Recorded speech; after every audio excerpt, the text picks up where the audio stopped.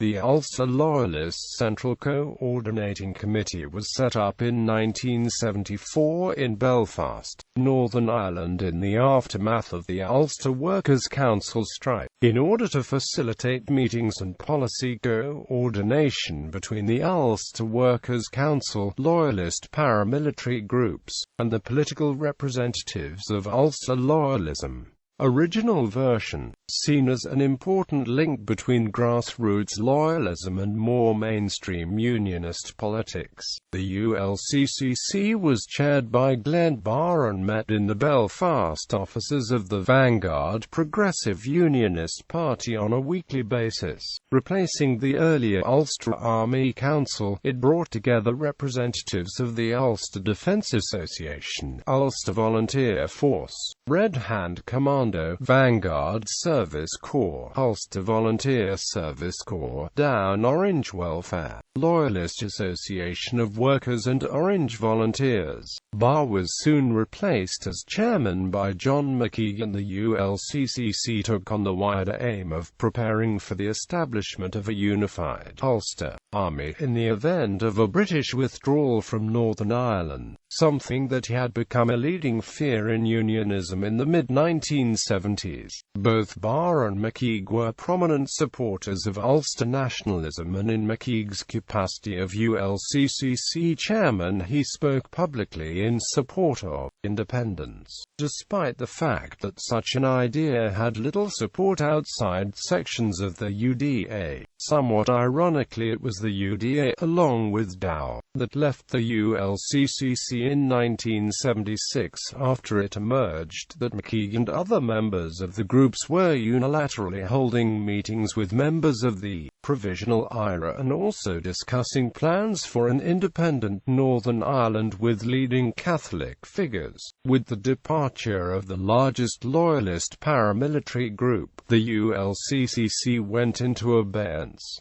Refounded version. The ULCCC was revived in 1991 under the leadership of Ray Smallwoods, although it did not gain much importance due to the existence by the time of the Combined Loyalist Military Command, which brought together the leaderships of the UDA, RHC and UVF.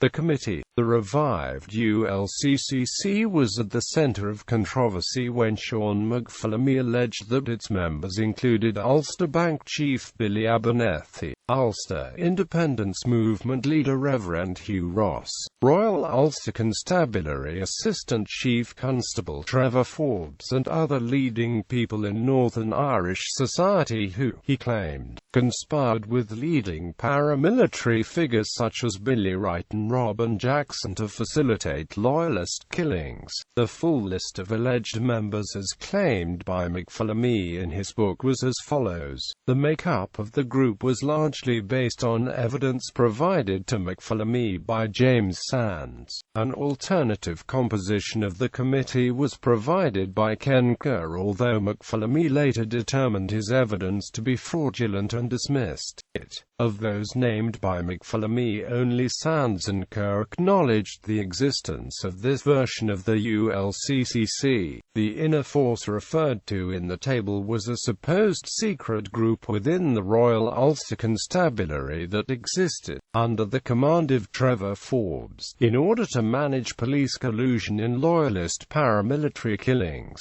The existence of the inner force has also been strenuously denied by those named as having been involved. David and Albert Prentice subsequently sued McPhillamy, his publisher Roberts Reinhardt, and his TV production company Box Production for $100 million over his claims that they were involved in the ULCCC. McPhillamy settled out of court for $1 million and released a statement acknowledging that the Prenitzes had no involvement in the activity described in the book. In a separate case, McPhillamy was awarded £145,000 in damages against the Sunday Times after the paper claimed that the committee was a hoax. Bibliography: H. MacDonald and Amp. J.